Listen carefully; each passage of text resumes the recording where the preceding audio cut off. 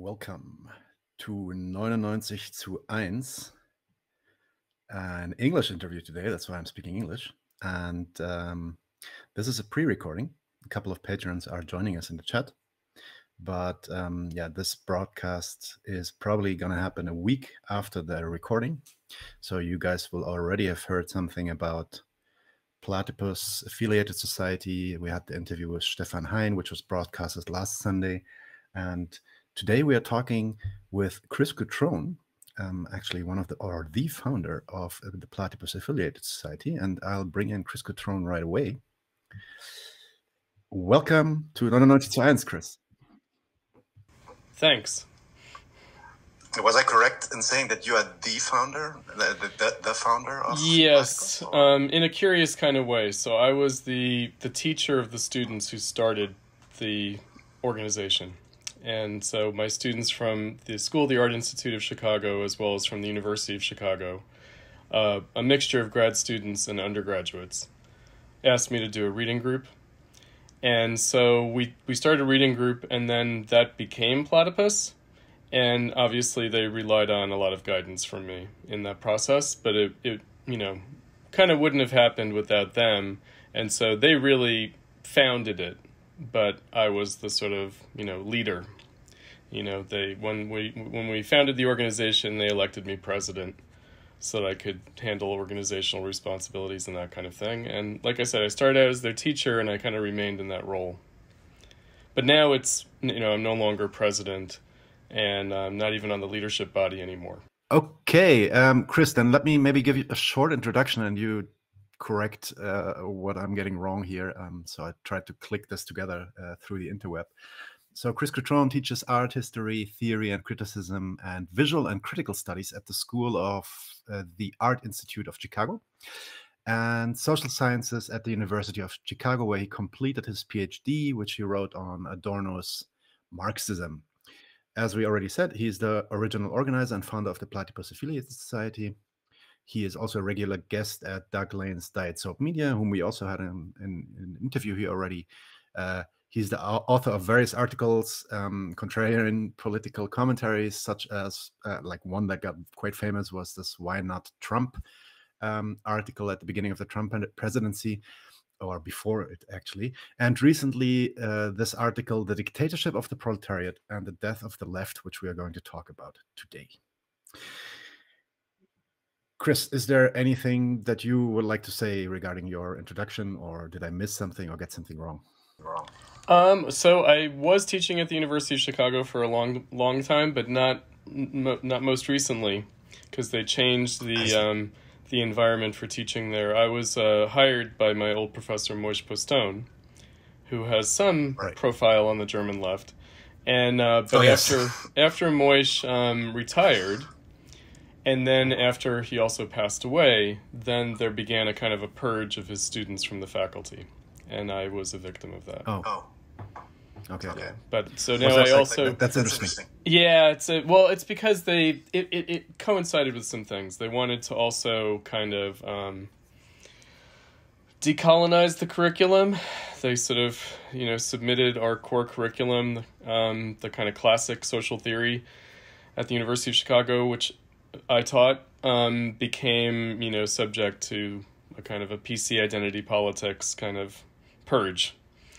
So to speak. And so that was also part of it, but I think it really had more to do with an old rival of Moish taking over and getting rid of Moish's students. And that rival was a Marxist professor too, or? No, I'm sure he thinks of himself as some kind of a leftist, but not a Marxist. No. Okay, I see. Interesting. That's interesting content for another episode. So, Chris, you recently wrote this article called "The Dictatorship of the Proletariat and the Death of the Left." And before we start explaining these concepts, the title consists basically of two concepts, which seem unrelated at first, like this idea of Marxist dictatorship of the proletariat and the Platypus framework of the death of the left, right? Which we explored last week with Stefan Hein. What's the relationship there? Or what role does the concept of the dictatorship of the proletariat play in the death of the left? Okay, so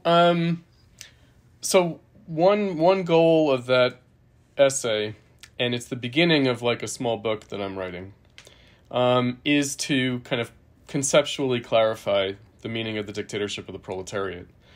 But I also have to take upon myself an explanation of how the concept has become unclear. In other words, that there are real historical and political reasons why the dictatorship of the proletariat has now become a kind of an obscure concept. Even though it was central to Marxism, it actually was not a mystery back 100 years ago the way it is now.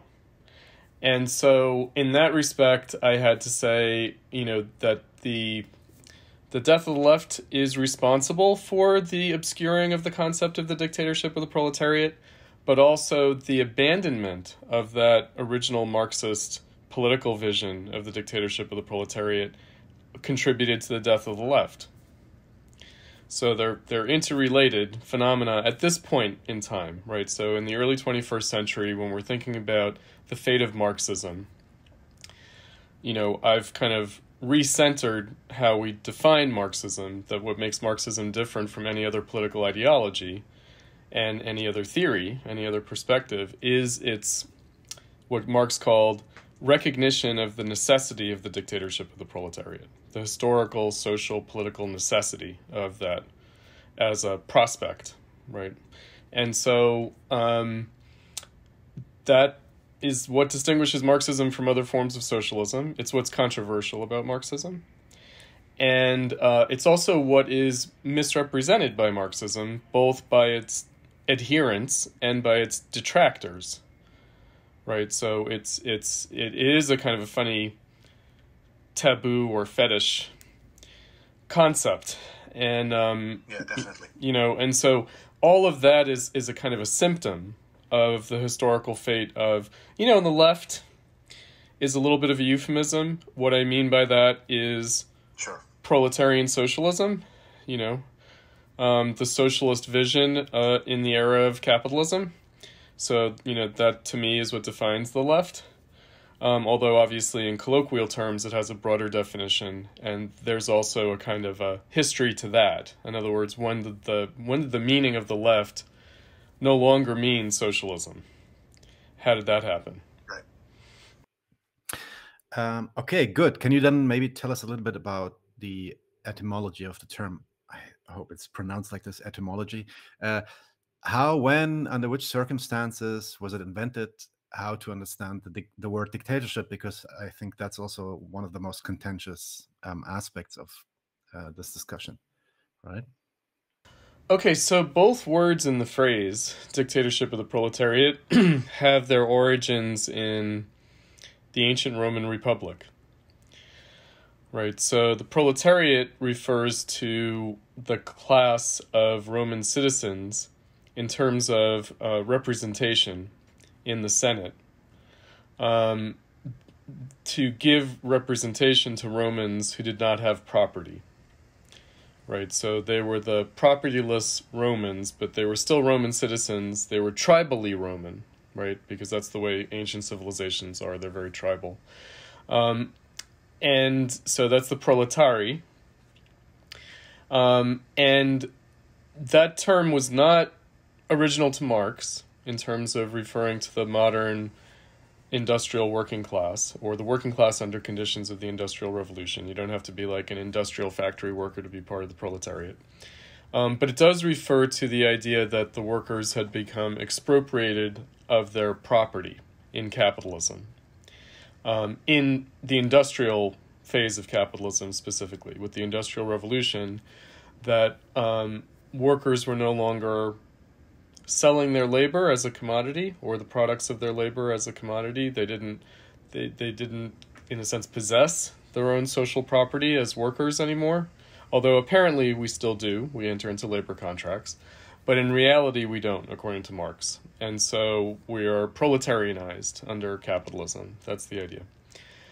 Now, so like the situation of the ancient Roman Republic, where there are citizens and they have rights and they have representation, but they're without property. And of course, property in bourgeois society, is different from property in ancient Rome. So property in ancient Rome was land, and it was the land of conquest. Whereas now, the property is we're self-possessing individuals, we own ourselves, we belong to ourselves, we have inalienable rights to ourselves as our own property. And what we do with our time and our bodies and our energy belongs to us. Our labor is our property. And John Locke, the idea is that property is not based on possession or conquest, it's based on labor. So you can make a claim to anything that you've worked on as your property. So the idea is that we've lost that. We've become proletarianized in capitalism, in industrial capitalism, in the 1800s. That had been observed by others, not just by Marx, but Marx does take up that notion of a proletarianized working class, as opposed to an artisanal bourgeois working class, like you had coming out of the Renaissance. So dictatorship, and of course that's the one, right, that really kind of, although proletariat is also a controversial term, like people do deny that there is proletarianization. So bourgeois conservatives, conservative liberals, maybe progressive liberals admit that there is such a thing as proletarianization, but more conservative-minded people will kind of deny that proletarianization exists. They'll say, no, people have not been stripped of their property and their rights in society. That has not happened. We're still freely contracting individuals. We're still bourgeois subjects. So that's proletariat is controversial too. We shouldn't neglect that. It's not just dictatorship that's controversial. But dictatorship goes back to the ancient Republic of Rome as well, and it's Julius Caesar.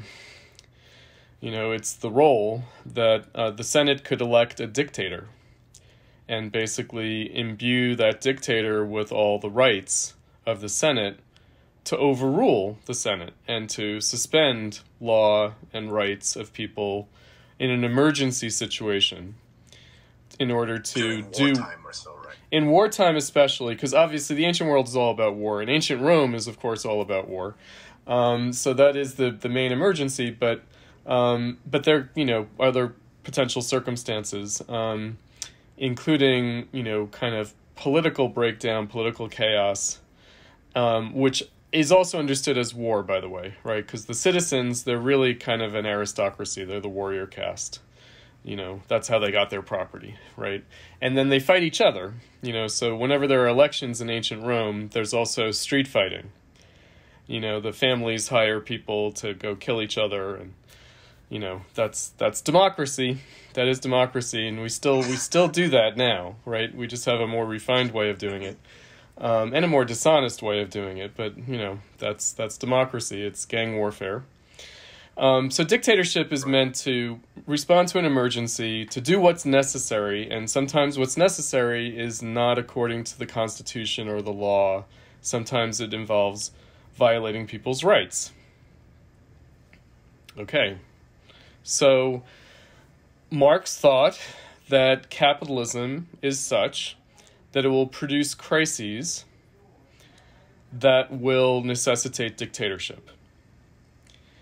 And it will either be a dictatorship of the bourgeoisie, or it will be a dictatorship of the proletariat. So the idea is that the capitalist state is the dictatorship of the bourgeoisie. And it violates liberal democracy, it violates bourgeois right, including of the capitalist class, right? So politicians will arrest their enemies. They'll find some way of twisting the law, twisting the constitutional order to do what's necessary. They'll be dishonest about it. Occasionally they'll be honest about it. And that's when another term that is relevant here, Bonapartism, pertains. And that doesn't refer to Napoleon Bonaparte. It refers rather to Louis Bonaparte. So it refers to the result of the 1848 revolutions. And Bonapartism was how Marx understood the capitalist state. And what necessities the capitalist state had to respond to in industrial capitalism and the crisis of society in industrial capitalism. So he saw the rise of Louis Bonaparte in the Revolution of 1848 in France first elected as president and then suspending the National Assembly and declaring himself emperor, and then establishing the Second Empire for 2 decades. But Marx also saw Bonapartism in Bismarck in Germany. So Bismarck in Germany was also, for Marx, a Bonapartist. And Bismarck gives us a kind of a pithy formulation about this. He said of the Revolution of 1848, he said that we learned from the Revolution of 1848 that the big questions of today will not be solved through great assemblies and fine speeches, but by blood and iron. By force, right? And Marx accepted that. That's true. According to Marx, that's true, right? The great questions of the day under capitalism will be solved not democratically, but through state fiat and through force.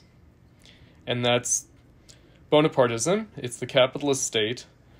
And though nominally liberal and democratic, so he also saw this, by the way, in Britain, in the parliamentary leadership and the prime ministers, Palmerston and Disraeli, who declared Queen Victoria Empress of India, and that had more to do with domestic British politics than it had to do with India and colonialism. Right, so that brings in another term, imperialism. What's meant by imperialism? Imperialism is the capitalist state. It's not really about colonization. It's about the imperial state. And then colonialism under capitalism is a kind of projection of the imperial state internationally. Right, so again, the idea being that capitalism necessitates dictatorship, but in a way that's less honest than in the ancient Roman Republic, that can still pretend to be liberal democracy and still pretend to observe civil rights, but in practice actually violates it necessarily in order to maintain and manage capitalism. This has to happen. So his vision of the dictatorship of the proletariat is that if the working class comes to power through a revolution, which is what he expected, a political crisis of the state necessitating a profound political change and maybe a constitutional change as well, that the workers would inherit the same necessity that capitalism creates. In other words, the dictatorship of the proletariat will still be ruling over capitalism. That's another big deal, right? So it's still capitalism, it's not socialism. And therefore, the workers will have to exercise the same kind of political authority and emergency measures that the capitalist state does now in the dictatorship of the bourgeoisie. Okay? But the idea being that the way the workers would exercise that would not be through like a state bureaucracy and through like capitalist corporations who are like cronies of the politicians, right? Through that kind of racket kind of system, but rather it would be exercised through the workers' own organizations. So it would be exercised through like labor unions, workers' militias, right? All the civil social organizations that the working class builds up for itself under capitalism. That will be the basis of the dictatorship of the proletariat. So it will be the workers' own organizations that replace the capitalist bourgeois civil social organizations and state bureaucracy. So the idea is that it would be democratic by comparison to the dictatorship of the bourgeoisie and by comparison with the capitalist state kind of bureaucratic Bonapartism. The dictatorship of the proletariat will be much more democratic. Democratic, maybe not liberal, right? Meaning that, again, even though it aims towards the emancipation of society and towards the realization of everyone's rights, that the transition to socialism might necessitate emergency measures that will mean violating people's rights. In the same way that under capitalism, the capitalist state violates people's rights. Right? So this is just to sort of demystify the concept, right? Now, in the 20th century, of course, there were states that emerged out of revolutionary change that claimed to be the dictatorship of the proletariat, like the Soviet Union, Communist China today, if you go to, if you talk Marxism with the Chinese Communist Party, if I were to go to the Politburo or the Presidium and say, okay, guys, what's going on here? They would say, this is the dictatorship of the proletariat. We're managing the transition to socialism. And yeah, we sometimes have to violate people's rights, but it's because, we're doing what's necessary to achieve socialism. So what about that, right? Doesn't look very appealing. Doesn't look.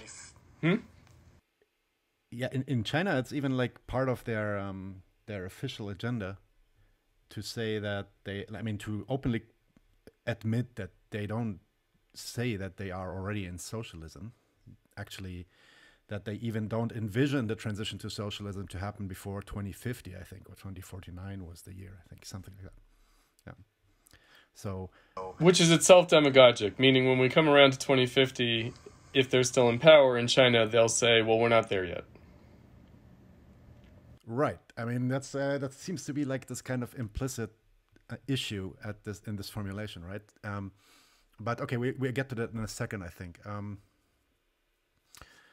So the purpose of the dictatorship of the proletariat is to, seize the means of the state and start the transition to socialism. That will be a messy situation. It will not be already great for everyone. Yes, we will also have to confine people maybe, or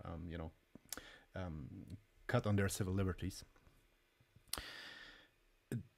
In your article, you, together with Marx, Engels, but also others like Lenin, Luxemburg, stress that the struggle for communism explicitly must be constituted in its first instance in the struggle for the dictatorship of the proletariat. So my question here would be now, why is there just this one way to Rome? What's the reasoning here that there is, for example, not a parliamentary road that we can take? I mean, there were people in the beginning of the 20th century that were then actually adopting this worldview, right? So there might be, by the way. In other words, it's not ruled out by Marx, Engels, Lenin, or Luxemburg, or Trotsky and others. And by the Second International more generally, sometimes people like Karl Kautsky and August Bebel are seen as like equivocating or kind of obfuscating on the question of the dictatorship of the proletariat. No, you could have a parliamentary road to socialism. You could. In other words, you could have the election of a socialist party in a majority in, a democratic election. The idea, though, is that the capitalists are not going to accept that, right? Like, they'll probably try to have a coup of some kind. And, even if it's not a coup or a military takeover, although that's the most likely thing, I think people even threaten that about Jeremy Corbyn. I think people in the British military even said if Jeremy Corbyn's elected, we might have to oust him because he will be breaking NATO, right? And so we can't allow that, and so we might, like people actually said, we might have to overthrow him militarily if he insists on getting out of NATO. But, also just more generally, like in society, in civil society, the bourgeoisie, the capitalists and maybe a lot of middle-class people and maybe a lot of working-class people and maybe the lumpen proletariat will resist, the transition to socialism. That's possible. And so even though you could be elected to office, you might still have to take measures, right? In the same way that elected governments now have to take measures to maintain power. And they do, right? So I think that the ideal situation would be to have as little of that exercise of force, as possible. And in other words, the greater the majority, the greater the working class majority, and also others who are not part of the working class proper necessarily, but who support socialism, the more support you can get, then the least force will have to be used. And the shorter the period of the dictatorship of the proletariat will be. Right? So, a couple of things we have to bear in mind is that the vision was that several of the metropolitan advanced capitalist countries would have to come under the control of the dictatorship of the proletariat immediately. Right? Like very in short order. that without that, you couldn't have a transition to socialism. And so it kind of would cease to be the dictatorship of the proletariat as a transition to socialism, and it would just become another emergency government of capitalism, but with a working class base. Right, so then it wouldn't really have the true historical content of the dictatorship of the proletariat. It would just be a workers' government, but it would remain a dictatorship of the bourgeoisie because it would be forced by circumstance to manage capitalism rather than transition to socialism. And of course, that's what the Chinese Communist Party does. Right. And that's what the Soviet Union did too, although more obscurely, because obviously the Chinese Communist Party, they developed capitalism on the basis of foreign trade and foreign investment in a way that the Soviet Union did very little of that. It did do some of that, but it did less of that. So it's more obscure how the Soviet Union basically was ruled by the Communist Party in the interests of capitalism, not like domestic capitalism, but to fit into a world order of continued capitalism, right? So it's a more obscure and mediated point to say that the Soviet Union was not the dictatorship of the proletariat, although it claimed to be and wanted to be. It never really was.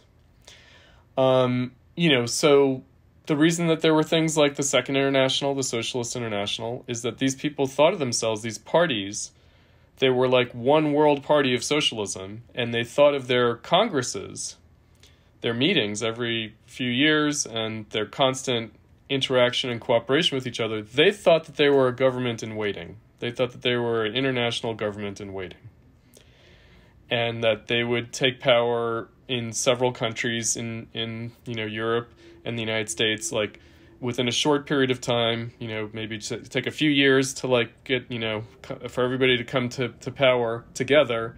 And then, of course, at that time, before World War I, Britain and France and even Germany, they had colonies, right? So they would immediately take over like 80% of the world. Like that would be that, right? In which case, this emergency government would be pretty quick and transitory. It wouldn't last decades. No. Yeah, but we kind of messed that up. Sure. No, I guess the SPD, at least, the war bonds is like... The war messed it up. I mean, they, look, the capitalists, politicians, the conservatives, they didn't just sit there and just watch the growth of socialism, right? They took action, So they had a plan. I mean, in Germany, they had a plan. They were going to, in 1912, the SPD achieved the largest vote it had ever achieved. And it achieved the ability to basically block things in Parliament, in the Reichstag. And which was important because even though it wasn't a democracy at all, it was a Prussian absolutist state, they still needed the Reichstag to approve money because the bourgeoisie cares about money, right? They don't care about the form of political rule. They care, is the government going to pay us back if if loans are floated?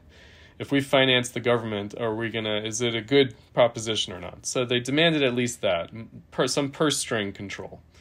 And so once the SPD in 1912 achieved the height of its like Reichstag, parliamentary, democratic, electoral influence, then the Prussian state was like, we got to do something about this. And so they started thinking about how they could use a little war to split the SPD. And of course, there were these Balkan wars, like leading up to World War I. But they needed a little bit of a greater kind of emergency. They needed something that they could threaten the German working class with Russia. They needed to have a situation where it looks like if the government isn't supported in the war, then Russia might invade, right? So they used a term by Bebel, or a phrase by Bebel. He said, not one penny, not one man for this rotten system, but if it's Russia, I myself will pick up the rifle, right? And he died in 1913. That's another factor. Maybe if he hadn't died, things would have gone a little differently. Also Jean Jaurès, who was the leader of the French Socialist Party, who was a kind of eclectic, heterodox, not really a Marxist, but a kind of quasi-Marxist. He was assassinated by French nationalists right before World War I. And if he had not been, the French might have had a more difficult time prosecuting that war. I mean, people do matter. Individuals matter. Political organizations matter. And, the conservatives kind of very deliberately, intentionally killed the Second International.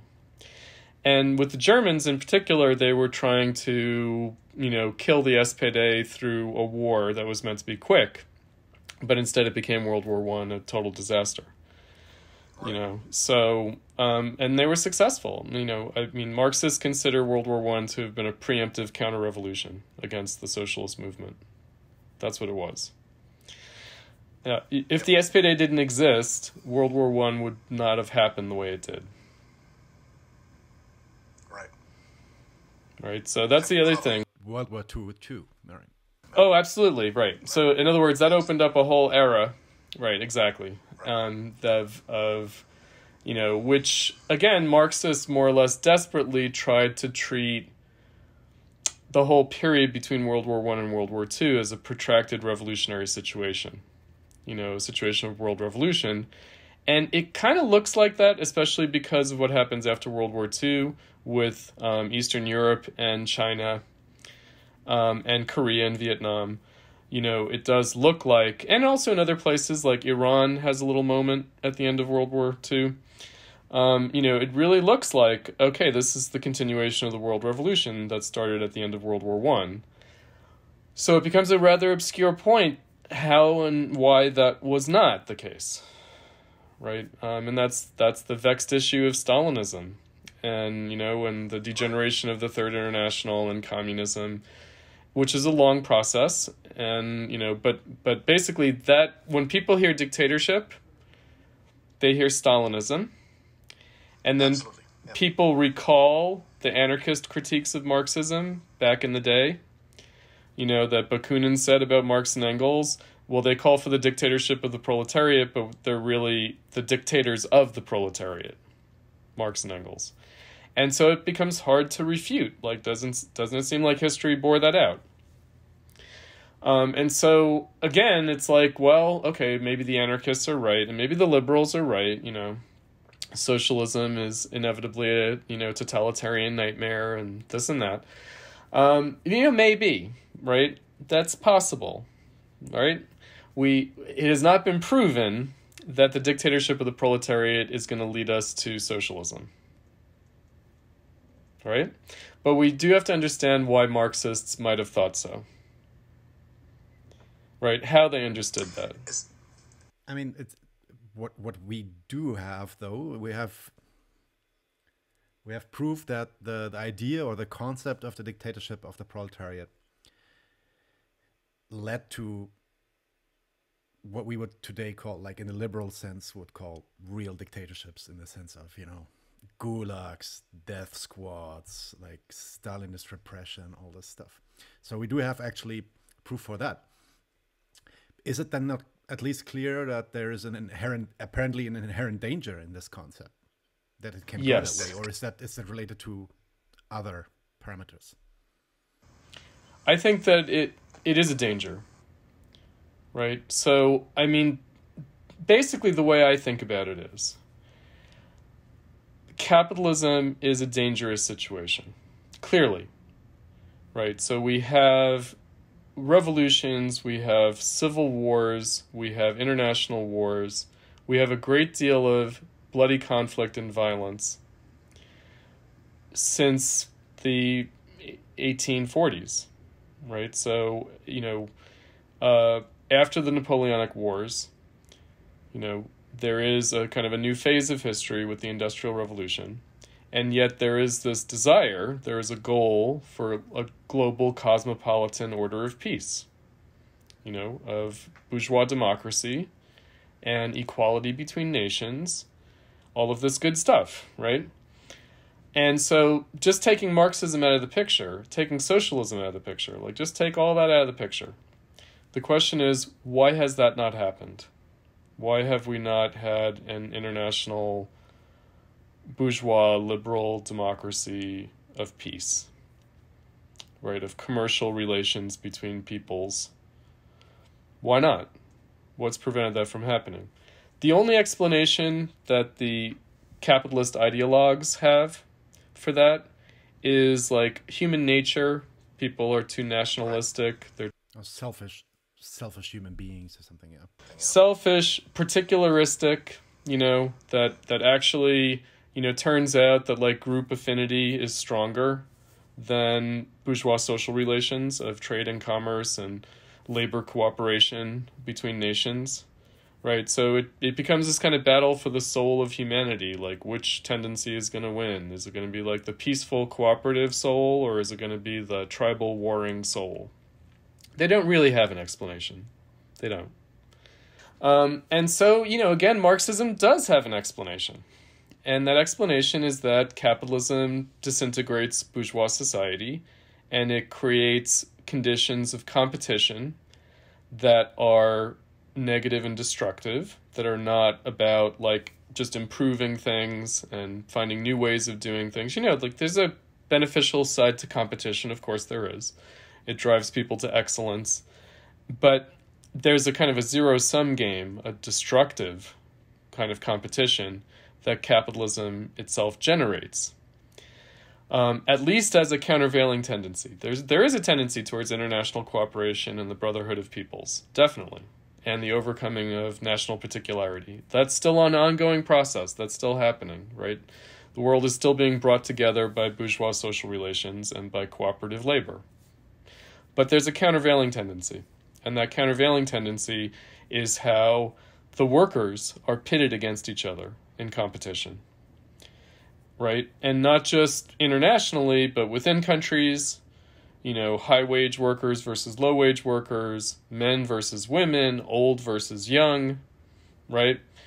And people will try to get advantage in that competition, and sometimes that will create group affinity. And national states are also functions of competition within the working class at a global scale. So at a global scale, ultimately, the dictatorship of the bourgeoisie still has to answer to the working class. At times, maybe not consistently all the time, but at crucial moments, it has to answer to the working class. It has to answer to the deplorables and the irredeemables, right? That sometimes the people are just going to say, you know what? No. And then the capitalist state's going to have to respond to them. And the way they will respond is through international competition. And that will sometimes lead to violent conflict and war, right? And it will create sectarian, communitarian violence within countries. There's been a lot of that over the last 2 centuries. It will just pit people against each other. It will pit capitalists against each other too, and states, but it will just pit workers against each other. It will. And that will undermine the spirit of cooperation that is otherwise generated by the society. Right? So, this analysis, especially today, is like so important. So if we talk to people here on the left, I guess it's the same in the US, but looking at Ukraine and Russia, having this kind of rather like it's in communist circles that I know of, like from my father in the past, this was a given. Like capitalism breeds war. It's just like these two are like connected like that. That seems to be forgotten even on Marxist sites, like people that call themselves Marxists and maybe even have read 1 or 2 things over there. So yeah, it's really depressing. A lot of basic truths, if you will, about the modern world are forgotten, and they're kind of forgotten generationally, and especially critical truths, like negative truths, right? So, every new generation wakes up and thinks, oh, well, that was our grandfathers and our fathers. They made those mistakes, but we're not going to make that mistake again. We know better now. We've learned the lessons of history. Turns out they haven't. right? And again, from a Marxist perspective, it's like the lesson of history is not just like war and nationalism. The lesson of history is capitalism, right? Until we get this capitalism thing dealt with, we're going to have these problems. So, you know, how it relates to dictatorship of the proletariat is that there are going to be civil wars and revolutions, too. There's not only going to be international war, there's going to be civil war and revolution within even advanced capitalist states that are wealthy. It just will happen. Guaranteed to happen. Right? And so the issue is why and what's going to be the result of those bloody conflicts. Is it going to in any way lead us beyond capitalism, or is it only going to keep us stuck in capitalism? Right? So why is this going to happen? Why is this unavoidable, really? As much as we might want to avoid it, it's not really something that can be avoided. It's inevitable. Right. We may not like it, but it's inevitable. Right. Let's talk a little bit about why this thought is also forgotten. I mean, or these kind of analyses, let's say, because that's not the only idea that has been forgotten, obviously. I mean, Marx in 52, I think he wrote a letter where he clearly, I mean, at the time he hadn't written Capital, etc., but he basically says that this idea of the dictatorship of the proletariat was his only contribution to the communist thought. So he clearly thought that the idea is pretty significant, and you know, all the Marxists, most Marxists after him, like at least the big heroes that we know of, Lenin, Trotsky, Luxemburg, but even people like Stalin refer to this term, albeit with different interpretations, right? So skip forward a couple decades or 100 years, let's say, and nearly everybody that calls themselves a Marxist has basically completely abandoned this term. They don't talk about it anymore, and if it comes up, they kind of avoid it. It's pretty obvious that the term dictatorship of the proletariat does not really play a role anymore in the discourse. We don't discuss this. We don't have it as an utopian vision that we somehow need to figure out how that would work. And even in more elite Marxist circles in Germany, for example, it seems that people try to avoid this term. How did that happen? And I think now we're coming a little bit to this concept of the death of the left. That's right.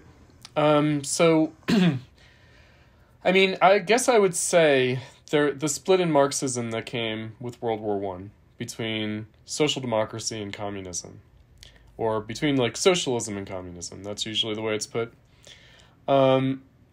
you know, played a huge role in this. And I think that it was raised earlier, violence, right? The question of violence. I think that revolution and reform have become associated with violence and nonviolence. And I don't think that's accurate or true. In other words, I think reform politics are often quite violent. And there's no particular reason why a revolution has to be violent. It might be, it's likely to be, but it's not, in principle, necessarily violent. And reform struggles also do not, in any way, necessarily avoid violence. They don't. So, in other words, you can have a great deal of violence that has nothing to do with trying to profoundly change society, right?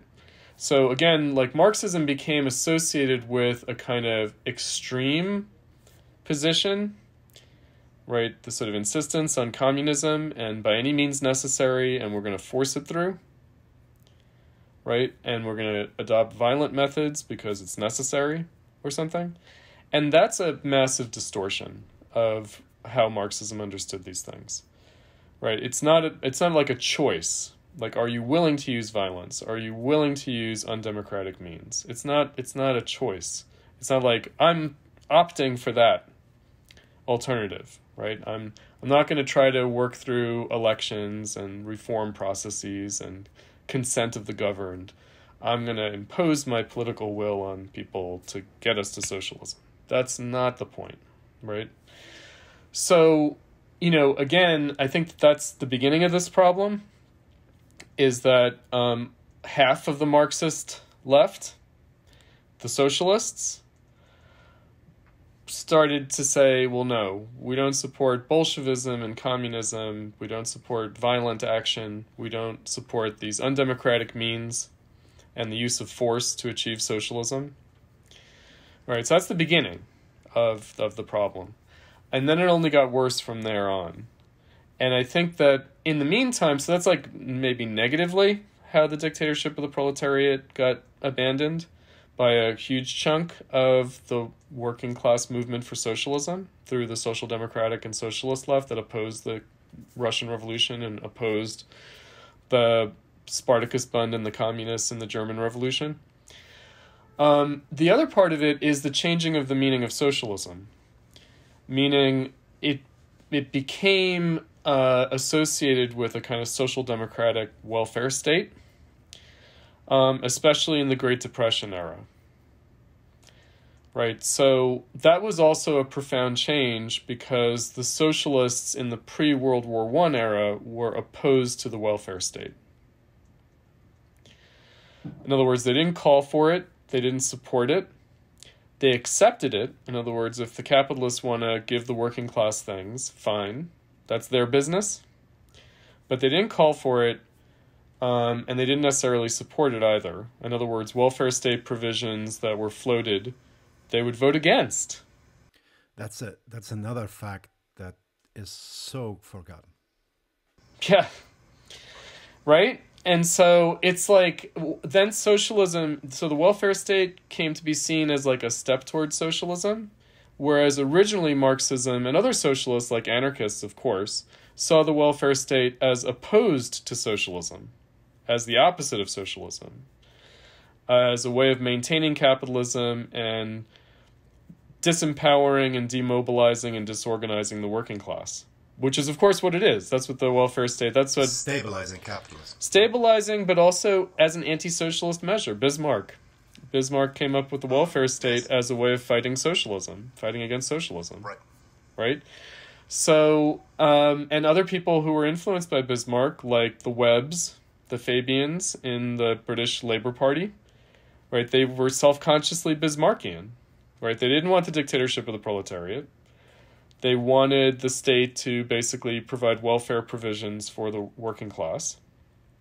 And they were very much opposed to Marxism, to Marxian socialism, and also, of course, opposed to anarchism. And so, again, it was a very deliberate, from a Marxist perspective, anti-socialist measure, the welfare state.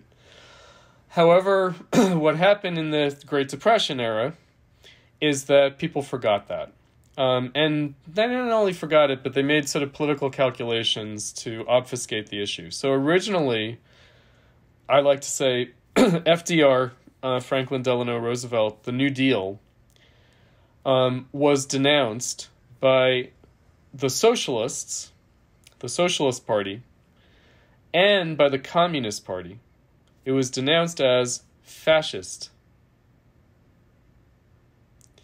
Now, they didn't mean Hitler fascism, they meant Mussolini fascism. They meant it as like a corporatist, capitalist state measure, right, to control the working class.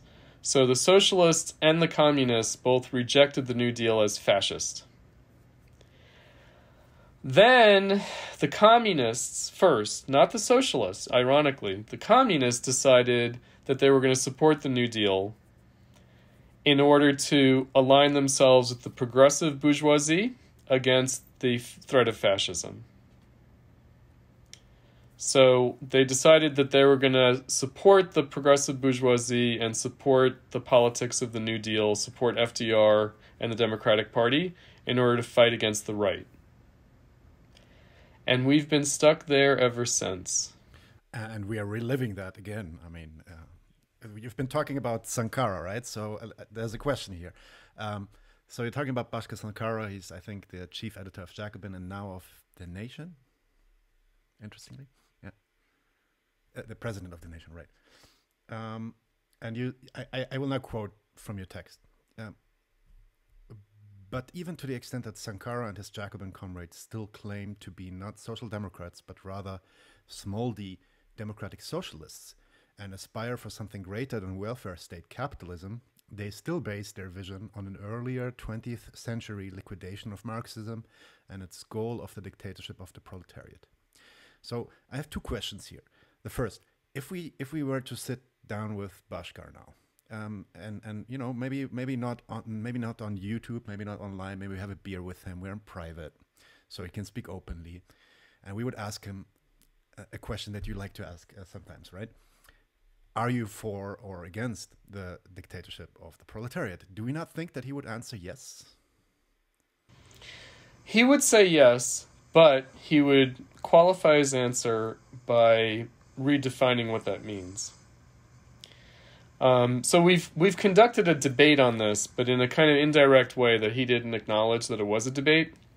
I gave a talk on Lenin's birthday, his 150th birthday, in 2020, on the relevance of Lenin today, and I criticized the DSA, the Democratic Socialists of America, and Jacobin, and their theoretical perspective, as articulated by Vivek Chibber in his essay Our Road to Power, which was meant to distinguish the DSA's vision from the old Marxist vision of Kautsky, who wrote the original Road to Power, and Lenin, and Luxemburg, and everyone else.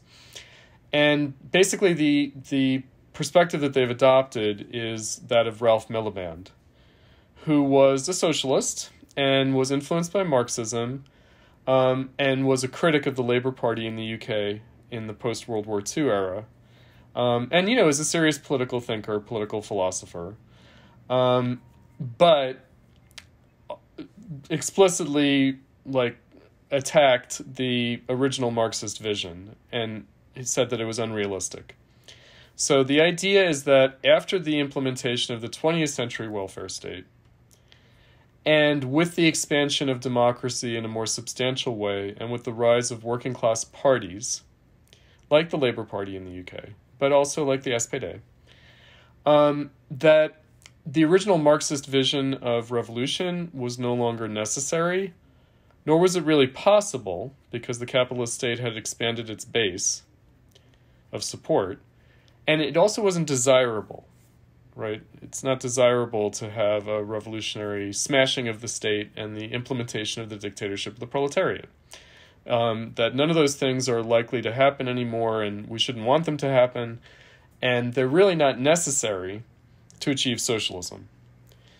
Right, so the idea is that the way it's going to happen is through a kind of working class majority through the capitalist state, per se, and a gradual transition to socialism. Now, it claims to be different from the perspective of reformist social democracy before World War I, so the vision articulated by people like Eduard Bernstein. But the difference has to do with the supposed change of historical circumstance.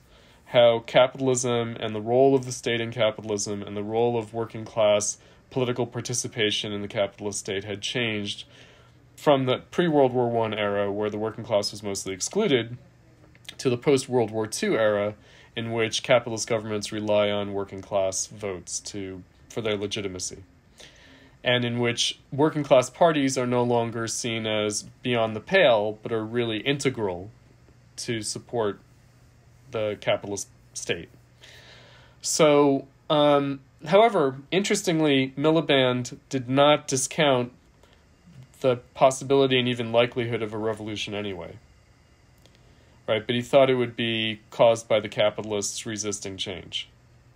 Right, so he thought that the working class, through its parties, should aim to achieve socialism through electoral means and through the expansion of the welfare state, but it should also be prepared if the capitalists should try to stop it by extra-parliamentary, illegal, unconstitutional means. Now, okay, so that's where today's DSA and Vivek Chibber and Bhaskar Sankara are not ready for that, because some people in the DSA do, but I don't think it's part of the Jacobin rhetoric to support things like the right to bear arms, like the working class being armed, which the working class was armed in Germany before World War I. The Social Democratic Party had its militias, right?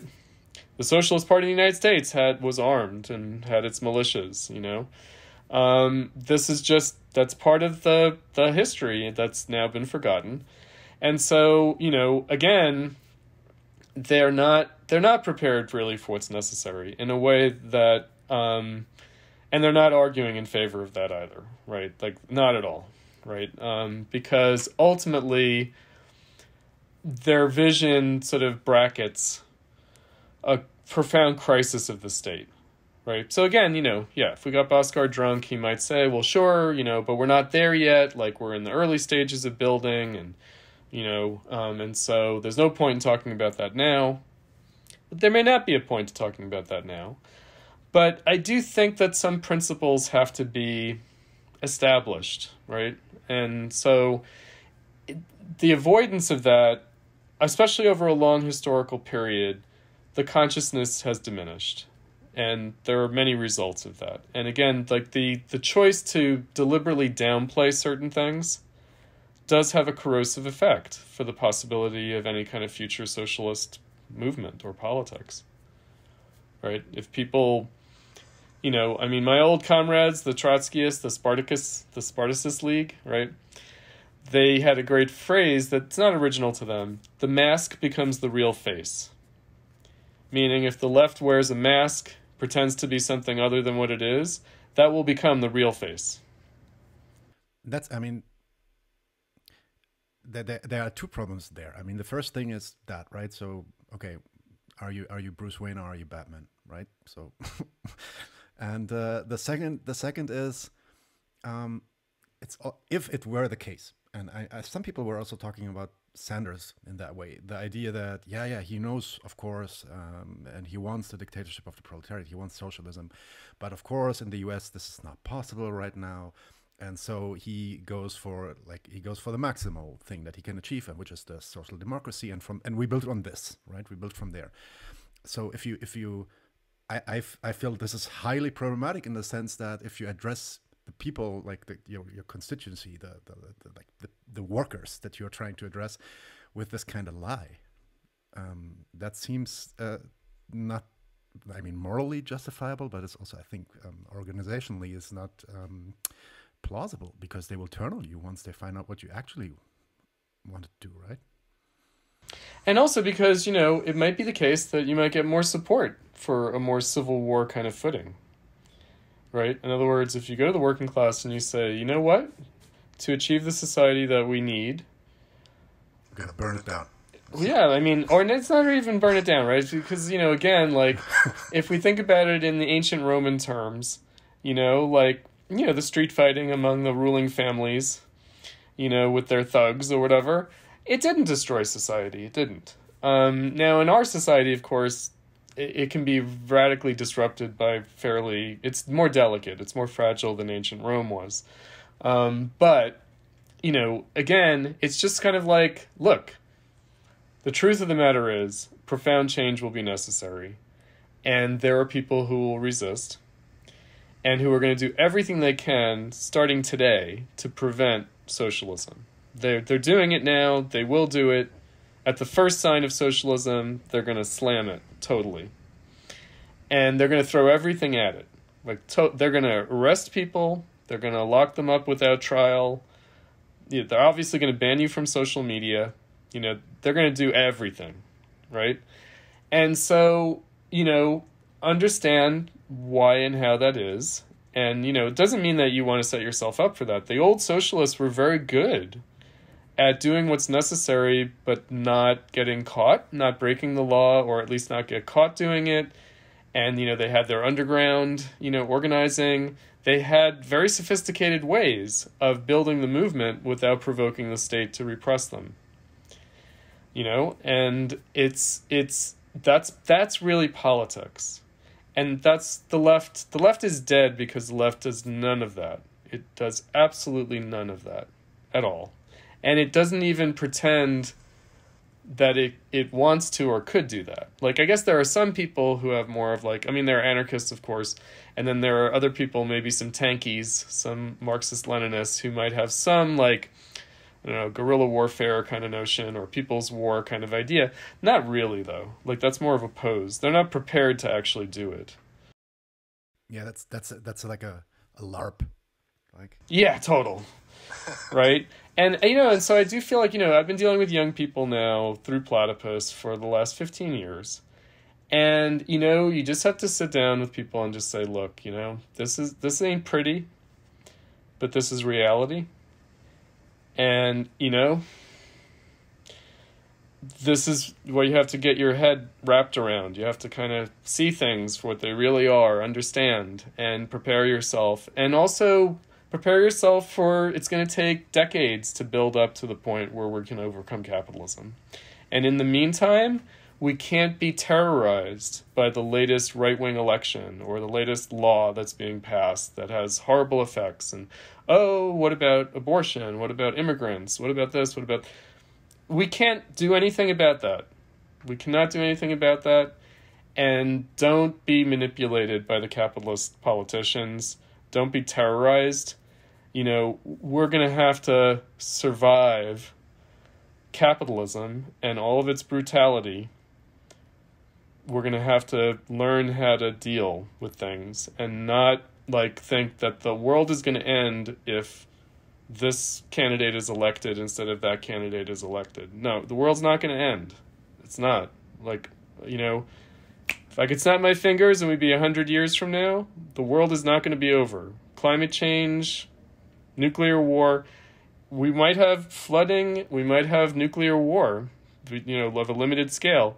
The world will still be there. Humans will still be living in capitalism 100 years from now. It's not going to be this catastrophic end. It's not the end of the world's not happening in 5 years or 10 years or 20 years. No, right? So just deal with the fact this is a brutal society with a lot of oppression, a lot of suffering. We can't do anything about it now except try to build up to the point where we might be able to make a change in the future.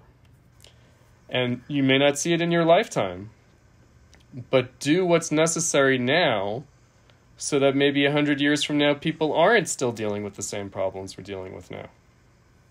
Right. Hard. I mean, and I think also this question that you normally ask, I already hinted at it, like this idea, you come into a podcast, I think it was with Doug Lane, and you sit him down and you say, okay, Doug, are you with me in bringing about the dictatorship of the proletariat, right? And I mean, it seems like most people on the left, if you explain it also like you did now, they would agree to it. And they would like, it's kind of a romantic idea, right? This concept of the rulership of the working class. It has something like invigorating. But I imagine also that you ask it because something else, because I mean, and it feels a little bit, at least to me, like you are actually hinting at the fact that this dictatorship of the proletariat, bringing about that dictatorship and also the dictatorship itself, will maybe be painful. Painful change will require sacrifice, hardship, and that we should be getting ready for that. Do I get that right? Yes.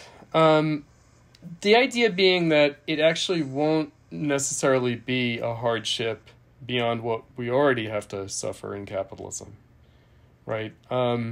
You know, I mean, obviously, in places like the United States and Western Europe, we can have some decades of relative social peace, you know, but there's a lot of hidden suffering. There's a lot of, like, hidden violence, like structural violence, whatever you want to call it. I mean, obviously, you know, the left knows about these things, but it usually talks about those things in terms of the condition of, like, minorities, racial minorities, women, and, you know, like other subaltern people, like gay people, like how they quietly suffer and die in this brutal system, you know, or in the United States, incarcerated people. Obviously, there's a massive incarceration of the lumpen proletariat in the United States. That's very brutal. And so you can get a kind of notion of like structural racism or structural sexism, but you seldom have the ability for people to face squarely capitalism, right? That this is just a reality. And, you know, it's usually rendered kind of invisible, or when it is rendered visible, it's only rendered visible in certain ways. So we only see it in certain terms. We see it as like the plight of the immigrants, or, you know, like we see it in a way that can be kind of exoticized and romanticized and kind of marginalized. And so it's, you know, again, it's not like get yourself ready for suffering. it's like, what's the meaning of the suffering now? Like, what, you know, why are we suffering now? What would it take to actually change that? And to, you know, to be serious about it, like to be, you know, really thinking, because like I said before, you know, dictatorship of the proletariat, okay, the jury is still out. At best, the jury is still out on that one, right? It's not like we can say, commit to this and it will all work out. No, it's politics, it's a risk, it's a gamble, it's a danger. And maybe the revolution will make things worse, not better. Maybe capitalism can't be overcome. Who knows? Maybe. But, again, there will be civil wars. There will be revolutions. There will be international wars. That's guaranteed. And again, we've had a couple of generations of people who kind of got through their lives without those things. Maybe the first generation in a long time that experienced that, right? People born after World War II and living until now in Western Europe and the United States have lived through a time when there haven't been civil wars and revolutions. That's over. That's over, right? I don't think the millennial or Zoomer generation will live a whole lifetime without civil war and revolution in their countries. I don't think so. So, again, what's going to be the result of that? You know, so in the original generation of Marxism, you know, in the late 1800s and in the early 1900s, that generation saw a lot. They saw a lot of international war, civil war, revolution, Franco-Prussian War, Paris Commune, American Civil War, Russo-Japanese War, 1905 Revolution. They saw a lot in their lifetime. And then eventually they saw World War I and the revolutions that came out of that. And so they didn't have the illusions that we have, that somehow you can avoid this, right? And you can just sort of improve things a little bit and just make things a little bit better and gradually overcome all these iniquities, injustice and brutality in the system. That's an illusion. It's a bad illusion. And again, people outside the metropolitan countries, they know, right? Everyone outside of Western Europe and the United States, they know, right? And it's an international world now. I mean, look, there are immigrant communities who have that experience, right? Who have fled, right? And maybe they are looking for the Disneyland life of Western Europe. And, you know, that's fine too, you know. Everyone doesn't have to be a revolutionary and hardcore, you know, political warrior. But again, it's kind of like, yeah. So I didn't mean that kind of question to Doug Lane, like, do you support the dictatorship of the proletariat? You know, it was more like a thought question. It was less of a moral kind of question of like, commit, you know, be willing to do what's necessary, make the sacrifice. It was more about like, do you understand that that's the prospect? Like, do you understand this is where it's all going? Right? If you think of yourself as a socialist, if you think of yourself as a Marxist, even if, like, look, even if you have a parliamentary road to socialism, Ralph Miliband, Bhaskar Sankara, Vivek Chibber, and the DSA, let's say the DSA were successful, that they become the left wing of the Democratic Party, and they organize the American working class, the rank and file strategy. Let's say that it all works out. At the end of that road is going to come a civil war. There's the big boss waiting. Yep. And also along the way, there's going to be that. But even if it all works out smoothly and not any kind of real horror along the way, that's not very likely. But let's say that happens. At the end of the road is still going to be a civil war. It's still going to be a revolution. And so is the DSA building itself up? Are these young people being recruited to something? Are they being organized? Are they being educated to be ready? No. And plus, they're not even interested in that, meaning at the end of the day, 10 years from now, they'll just be regular Democrats. And they'll be right-wing Democrats who are opposed by other like left-wing Democrats of a new generation. That's what will happen. Yeah, we have seen that before. I mean, that's ultimately also the vibe that I get from this. And this is my last question now. Maybe you can close it up then. It's a little bit about like if you try to reflect on where Marxism or the communist movement came from, and Stefan said something in the interview last week where he said like, yeah, there are all these heroes. There's Lenin, there's Luxemburg, there's Trotsky, all these great people, and all of them failed. Like, get that in your head, that if you want to bring about communism, you need to be better than them. And then we see this huge disconnect from where they were and where we are today. And I can't help but feel pretty hopeless at times, to be honest. And I wonder, maybe a little bit of a personal question, because you obviously much more steeped into all of this, right? You teach, you agitate, you organize for communism in this sense. What does give you hope? Like, why are you still doing this? Why are you not throwing in the towel and saying, okay, this is not going anywhere. Let's just enjoy our lives. Well, we should enjoy our lives anyway, right? Like, this should never get in the way of enjoying life. Yes, it's it's really important. You got to enjoy this life while you're living it. So I would say I'm not motivated by hope exactly. I'm motivated by duty.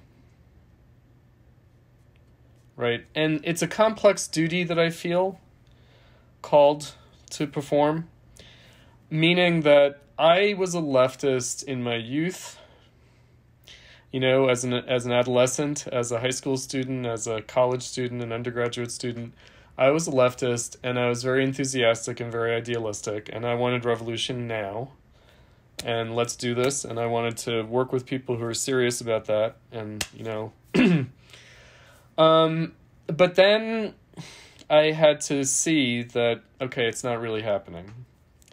And so I withdrew from politics, but I maintained my Marxism. And I think that I certainly taught Marxism as a young college professor, as a young instructor. And, I taught it as an idea. I taught it as like a classic idea,